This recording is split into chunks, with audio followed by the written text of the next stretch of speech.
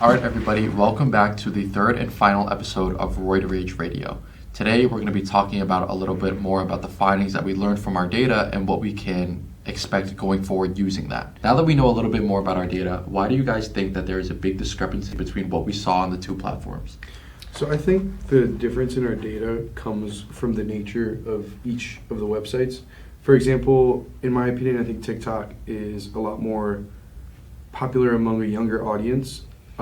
And the difference between TikTok and Reddit is that Reddit is your searches are very purposeful in terms of the fact that you are looking for something and you're not going to come across a certain community or something like that as you would on TikTok, because on Reddit you really do have to look for this community and get to it.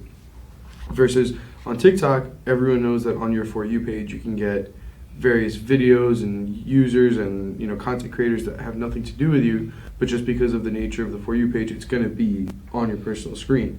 So I think that the findings on Reddit are going to be a lot more swayed because they're the findings you're looking for, while on TikTok it could just be what's been presented to you. I think this is also attributed to by the age difference of users in TikTok and Reddit. So I found that a significant portion of users on TikTok are aged 18 to 34, but also keep in mind that in order to create a TikTok account, you are supposed to be 18 plus, but when you create a TikTok account, all you have to do is put in your birthday. So there are many, many, many younger individuals out there who lie about their ages on TikTok. From my personal experience, all the younger people that I know in my life who are under the age of 18 all use TikTok. I'm sure right? I used it later, for sure. So yeah, that is also a huge part of it. And then what was the average age that you found? So the average age that I found for Reddit was 23 years old, and users also spanned anywhere from 18 to 29-year-olds. So it's much more, so the audience on Reddit is much older in that sense, and they might be more understanding of the effects of PEDs, and they might be more understanding of what they're looking for specifically, rather than having things presented right in front of them. Something to note about Reddit that differs from TikTok is that there is an NSFW, or not safe for work warning, on every page that contains content that should be viewed for people above the age of 18. So I think that's another thing deterring the younger audience away from this, because it's very clear that the content on these pages is not suitable for younger audiences. Also, another thing that you can note about TikTok and Reddit is that in order to view a post on Reddit, you have to log into your account. And on TikTok, you can just access it in a random browser and scroll through as many videos as you please. You do not need an account to use it. When looking at the TikTok interactions, the percentage of posts and comments that were perceived as positive were much, much, much higher than the posts that were perceived as negative all across the board. And for Reddit, what we saw was that actually a majority of the posts, like we saw in our data earlier, were much more negative when compared to positive. So what we saw was that for both Test and D-Ball, the interactions on Reddit were more positive than they were negative. However, this doesn't paint the whole picture. Like, aside from Test, all the other 3 PEDs that we looked at were much more glamorous on TikTok, even going so far as to say that there were triple the amount of positive interactions on TikTok than there were on Reddit, meaning that for every positive post on Reddit, there were 3 more on TikTok. Now, this lends to, once again, the glamorous side of TikTok and how the algorithm pushes this information out to its viewers. It's not something that viewers necessarily have to go and look for on their own. It might be something that they just consume as a result of being involved in the physical fitness or wellness space. Also, another thing that we want to note about these posts and content on TikTok and Reddit is that even if a post has overwhelmingly negative,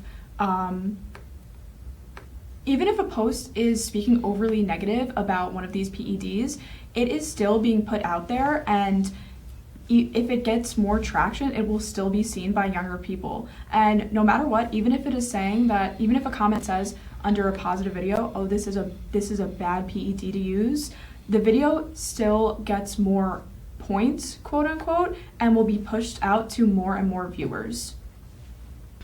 Additionally, while most of the posts on Reddit are negative, this does not take away from the fact that there are still positive posts on Reddit promoting these PEDs from users who say that I've had great experiences with this PED or I recommend this PED to somebody else. And ultimately, while the platform may be more negative on PEDs itself, it's still important for viewers and the audience to be aware about the true nature of PEDs and how they can really harm you.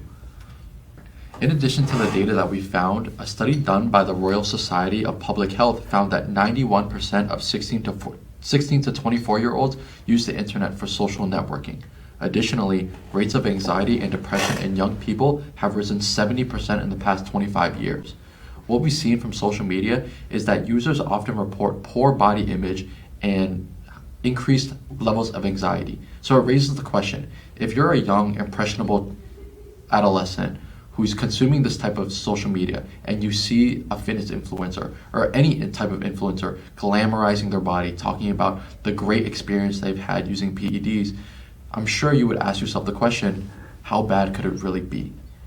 So from the article that Harrison just introduced, we can see that we can assume that social media is giving children a worse and worse view of themselves and their own bodies, and it pushes them to utilize substances in order to make themselves look better. This is super, super harmful, and a lot of the time, most of the time, if anything, people do not know what they're putting in their bodies. They do not know the true side effects of these things, especially when they're getting all of their information off of TikTok or even Reddit. You know, there's this strong drive for people, especially younger people, to get what they want without really thinking about the repercussions, especially when it comes to promised quick results like it does in the bodybuilding community.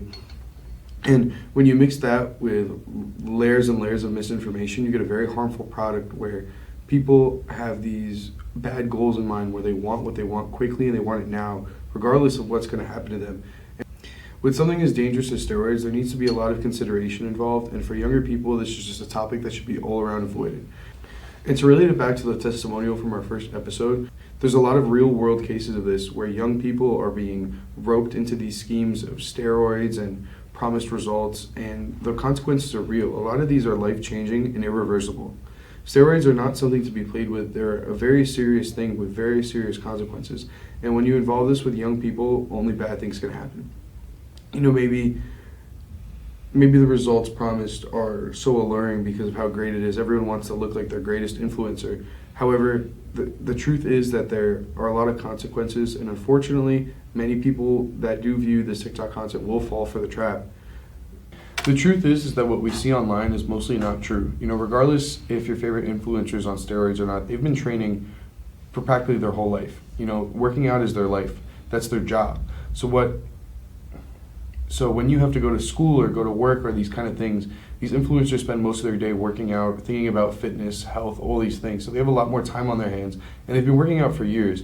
As an adolescent, you could be working out for maybe 2-3 years at most, and you're viewing these professional bodybuilders who have been training for most of their life. It's just an unrealistic standard because these younger people think that if they do hop on steroids, they can reach this crazy physique, whereas this person has top-of-the-line genetics, works out most of their life, and is on steroids.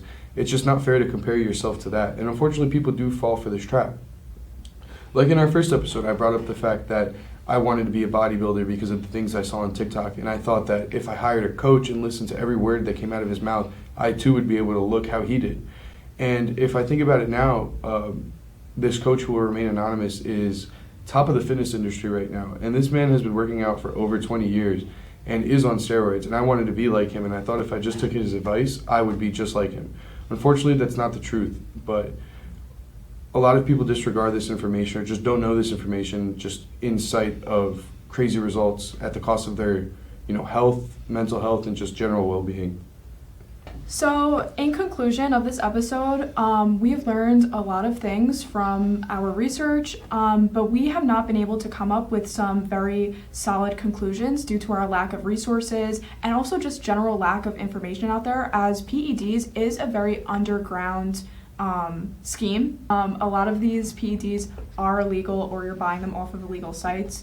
So it is very hard for us to garner like real information. Also, as well as the fact that people who are on PEDs are probably not going to admit that they're on PEDs. So at the beginning of our research, we were thinking of trying to find information on that, which is literally impossible. So so we just wanted to put this information out there for you guys to not only teach you about the danger of PEDs, but also teach you about the danger of social media and its influence on young people.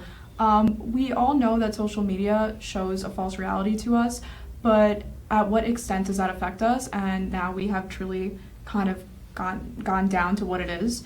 And yeah, so anything else to say, guys?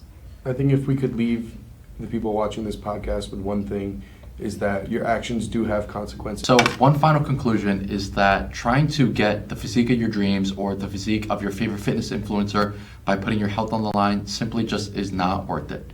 This podcast was meant to help the audience and young adolescents stay aware and educated about the true effects of PEDs and the harmful substances that they are putting into their bodies. We ask you to stay aware, to stay healthy, and to ultimately, if you do consider using PEDs, to make sure you're doing the right research and consulting the right people before you truly decide to take that first step. Bye.